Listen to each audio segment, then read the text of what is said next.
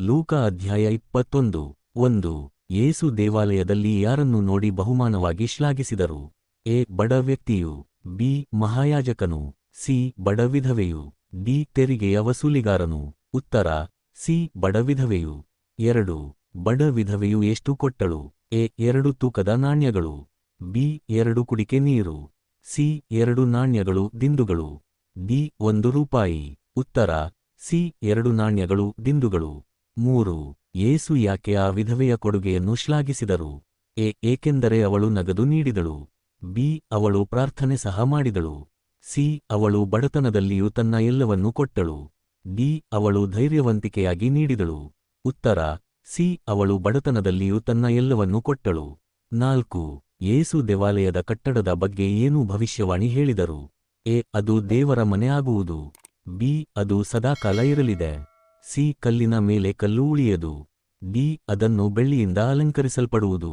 ಉತ್ತರ ಸಿ. ಕಲ್ಲಿನ ಮೇಲೆ ಕಲ್ಲು ಉಳಿಯದು. 5. ಶಿಷ್ಯರು ಯಾವ ವಿಷಯವನ್ನು ಯೇಸುವಿಗೆ ಕೇಳಿದರು? ಎ. ಯೆರೂಸಲೇಮಿಗೆ ನಾವು ಬರಬಹುದೇ? ಬಿ. ದೇವಾಲಯದ ನಾಶವು ಯಾವಾಗ? ಸಿ. ಯಾಜಕರು ನಮ್ಮನ್ನು ತಿರಸ್ಕರಿಸುತ್ತಾರಾ? ಡಿ. ನಮಗೆ ದುಃಖವೋ? ಉತ್ತರ ಬಿ. ದೇವಾಲಯದ ನಾಶವು ಯಾವಾಗ? 6. ಯೇಸು ಜನರನ್ನು ಎಚ್ಚರಿಸಿದರು ಏಕೆಂದರೆ? ಎ. ಅವರು ದೇವರ ಮಾತುಗಳನ್ನು ಮರೆಯಬಹುದು. ಬಿ. ಅನೇಕರು ನನ್ನ ಹೆಸರಿನಲ್ಲಿ ಬಂದು ನಾನು ಅವನು ಎನ್ನುತ್ತಾರೆ.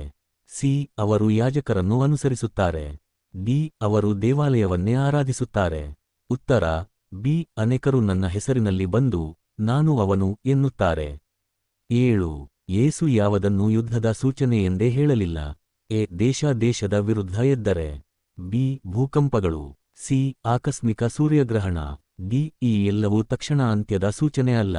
ಉತ್ತರ ಡಿ. ಈ ಎಲ್ಲವೂ ತಕ್ಷಣ ಅಂತ್ಯದ ಸೂಚನೆ ಅಲ್ಲ. 8. ಯೇಸು ಯಾವ ಸಂಕೇತಗಳನ್ನು ಅಂತ್ಯದ ಸಮಯಕ್ಕೆ ಸಂಬಂಧಪಟ್ಟಂತೆ ಹೇಳಿದರು? ಎ. ಭೂಕಂಪಗಳು. ಬಿ. ದರಿದ್ರತೆ. ಸಿ. ಸೂರ್ಯ, ಚಂದ್ರ, ನಕ್ಷತ್ರಗಳಲ್ಲಿ ಅಲೌಕಿಕ ಲಕ್ಷಣಗಳು. ಡಿ. ಹಸಿವಿನೊಂದು ಬಲ ದಿಕ್ಕಿನ ಬಾಣದ ಗುರುತು. ಉತ್ತರ ಸಿ. ಸೂರ್ಯ, ಚಂದ್ರ, ನಕ್ಷತ್ರಗಳಲ್ಲಿ ಅಲೌಕಿಕ ಲಕ್ಷಣಗಳು. 9.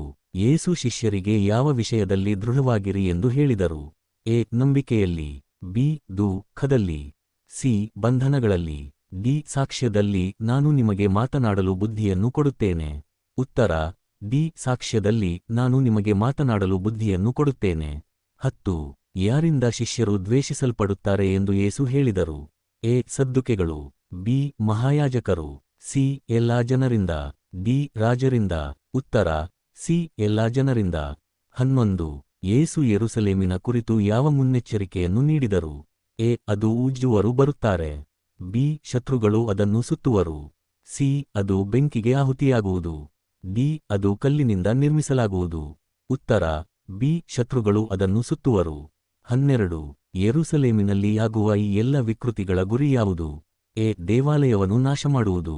ಬಿ. ಸುಮ್ಮನೆ ಶಿಕ್ಷೆ. ಸಿ. ಬರಲಿರುವ ಪ್ರತಿಷ್ಠಿತ ದಿನಗಳ ನೆರವೇರಿಕೆ. ಡಿ. ಜನರಿಗೆ ಪಾಠ ಕಲಿಸುವುದು. ಉತ್ತರ ಸಿ. ಬರಲಿರುವ ಪ್ರತಿಷ್ಠಿತ ದಿನಗಳ ನೆರವೇರಿಕೆ. 13. ಅಂತ್ಯದ ದಿನಗಳಲ್ಲಿ ಜನರು ಏನು ಭೀತಿಯಿಂದ ಕುಸಿಯುತ್ತಾರೆ? ಎ. ದೇವರ ಕೋಪದಿಂದ. ಬಿ. ಭೂಮಿಯ ಮೇಲೆ ಆಗಲಿರುವ ಸಂಭವನೀಯ ಸಂಗತಿಗಳ ಭಯದಿಂದ. ಸಿ. ಯಾಜಕರ ಶಾಪದಿಂದ. ಡಿ. ದೇವಾಲಯದ ಶುದ್ಧೀಕರಣದಿಂದ. ಉತ್ತರ ಬಿ. ಭೂಮಿಯ ಮೇಲೆ ಆಗಲಿರುವ ಸಂಭವನೀಯ ಸಂಗತಿಗಳ ಭಯದಿಂದ. 14. ಯೇಸು ಕೊನೆಗೆ ಯಾವ ರೂಪಕ ನೀಡಿದರು? ಎ. ಚಕ್ಕೋತಿ ಮತ್ತು ಬೀಜ. ಬಿ. ಜೋತೆಗಾರ ಮತ್ತು ಶ್ರಮ. ಸಿ. ಅಂಜೂರದ ಮರ. ಡಿ. ಕುರಿ ಮತ್ತು ಕುರಿಗಾಹಿ. ಉತ್ತರ ಸಿ. ಅಂಜೂರದ ಮರ. 15. ಯೇಸು ಶಿಷ್ಯರಿಗೆ ಕೊನೆಯ ಎಚ್ಚರಿಕೆ ಏನು? ಎ. ಯಾವಾಗಲೂ ಉತ್ಸಾಹವಾಗಿರಿ. ಬಿ. ನಿದ್ರೆ ಮಾಡಬೇಡಿ. ಸಿ.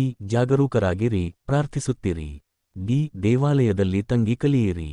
ಉತ್ತರ ಸಿ. ಜಾಗರೂಕರಾಗಿರಿ, ಪ್ರಾರ್ಥಿಸುತ್ತಿರಿ. 16.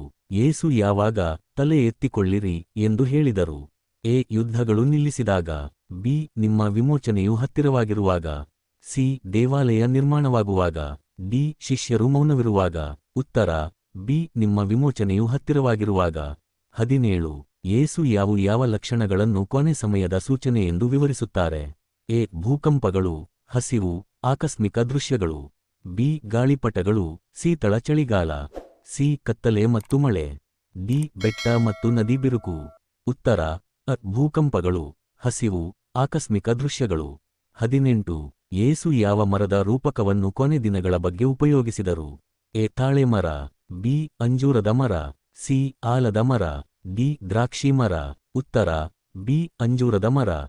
20 ಯೇಸು ಯಾಕೆ ಎಚ್ಚರಿಕೆಯಿಂದಿರಿ, ಪ್ರಾರ್ಥಿಸಿರಿ ಎಂದು ಹೇಳಿದರು? ಎ. ದೇವರ ದಯೆಗೆ ಪಾತ್ರರಾಗಲು, ಬಿ. ಅನಾಹುತದ ದಿನದಲ್ಲಿ ಬಿದ್ದಿಲ್ಲದೆ ನಿಲ್ಲಲು, ಸಿ. ಶ್ರದ್ಧೆ ಮೆಚ್ಚಿಸಿಕೊಳ್ಳಲು, ಡಿ. ದೇವಾಲಯ ಪ್ರವೇಶಕ್ಕಾಗಿ. ಉತ್ತರ ಬಿ. ಅನಾಹುತದ ದಿನದಲ್ಲಿ ಬಿದ್ದಿಲ್ಲದೆ ನಿಲ್ಲಲು. 21 ಯೇಸು ಯಾವ ಸಮಯದಲ್ಲಿ ದೇವಾಲಯದಲ್ಲಿ ಉಪದೇಶಿಸುತ್ತಿದ್ದರು? ಎ. ಬೆಳಿಗ್ಗೆ, ಬಿ. ರಾತ್ರಿ, ಸಿ. ದಿನದ ಪೂರ್ತಿಯಾಗಿ, ಡಿ. ಮಧ್ಯರಾತ್ರಿ. ಉತ್ತರ ಸಿ. ದಿನದ ಪೂರ್ತಿಯಾಗಿ. 22 ಯೇಸು ರಾತ್ರಿ ಎಲ್ಲಿ ಉಳಿದಿದ್ದರೆಂದು ಈ ಅಧ್ಯಾಯದಲ್ಲಿ ಉಲ್ಲೇಖವಿದೆಯೇ? ಎ. ಬೆಥ್ಲೆಹೇಮಿನಲ್ಲಿ, ಬಿ. ಎಲಿಯ ಬೆಟ್ಟದಲ್ಲಿ, ಸಿ. ದೇವಾಲಯದ ಒಳಗೆ, ಡಿ. ಯೆರಿಕೋದಲ್ಲಿ. ಉತ್ತರ ಬಿ. ಎಲಿಯ ಬೆಟ್ಟದಲ್ಲಿ. 23 ಜನರು ಬೆಳಿಗ್ಗೆ ಏನು ಮಾಡುತ್ತಿದ್ದರು? ಎ. ಹಸಿವಿನಿಂದ ಬರುತ್ತಿದ್ದರು, ಬಿ. ಹಣ ಕೇಳುತ್ತಿದ್ದರು, ಸಿ. ದೇವಾಲಯದಲ್ಲಿ ಯೇಸುವಿನ ಮಾತು ಕೇಳಲು ಬರುತ್ತಿದ್ದರು, ಡಿ. ಧರ್ಮಗುರುಗಳ ಜೊತೆ ಸಂಭಾಷಿಸುತ್ತಿದ್ದರು. ಉತ್ತರ ಸಿ. ದೇವಾಲಯದಲ್ಲಿ ಯೇಸುವಿನ ಮಾತು ಕೇಳಲು ಬರುತ್ತಿದ್ದರು. 24 ಯೇಸು ನೀಡಿದ ಕೊನೆಯ ಉಪದೇಶದ ಉದ್ದೇಶವೇನು?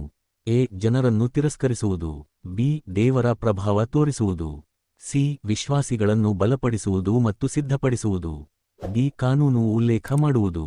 ಉತ್ತರ ಸಿ. ವಿಶ್ವಾಸಿಗಳನ್ನು ಬಲಪಡಿಸುವುದು ಮತ್ತು ಸಿದ್ಧಪಡಿಸುವುದು. 25 ಯೇಸು ಕೊನೆ ದಿನಗಳ ಭಯಕಾರಿ ಲಕ್ಷಣಗಳ ಬಗ್ಗೆ ಹೇಳಿದರು. ಆದರೆ ಯಾರು ಭಯಪಡುವ ಅಗತ್ಯವಿಲ್ಲ? ಎ. ರಾಜರು, ಬಿ. ಕಪಟವಂತರು, ಸಿ. ಪ್ರಹಿತರು, ಡಿ. ಯೇಸುವಿನಲ್ಲಿ ನಂಬಿಕೆ ಇಟ್ಟವರು. ಉತ್ತರ ಡಿ. ಯೇಸುವಿನಲ್ಲಿ ನಂಬಿಕೆ ಇಟ್ಟವರು.